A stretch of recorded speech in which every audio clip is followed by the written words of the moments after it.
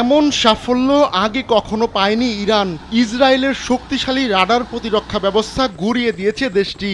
মঙ্গলবার চালানো এক হামলায় ইসরায়েলকে রীতিমতো ধরাশায়ী করেছে ইরান।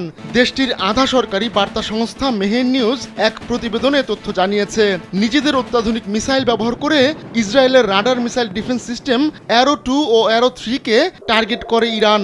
সেই পরীক্ষায় উতরে গেছে ফাত্তা 2 হাইপারসনিক মিসাইল। অন্তত 180টি মিসাইল দিয়ে ইসরায়েলে এই হামলা চালায় ইরান। ভিডিও ফুটেজে দেখা যায় ইরানের রাজধানী তেহরান সহ দেশের বিভিন্ন অংশ থেকে একের পর এক মিসাইল ইসরায়েলের দিকে ছুটে যাচ্ছে। তেহরান, ইস্পাহান, তাবরিজ, শিরাজ, খোররামাবাদ, আরাক শহরের বাসিন্দারা আকাশে তাকিয়ে এ দৃশ্যের সাক্ষী হয়েছেন।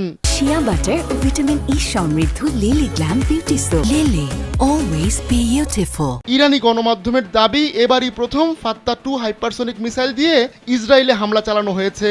বলা হচ্ছে এ ধরনের প্রযুক্তির মিসাইল কেবল বিশ্বের 4টি দেশের হাতে রয়েছে, ইরানও তাদের একটি। 2023 সালের 6 জুন আনুষ্ঠানিকভাবে ফাত্তা মিসাইল প্রকাশ্যে এনেছিল ইরানের ইসলামী বিপ্লবী গার্ড বাহিনী।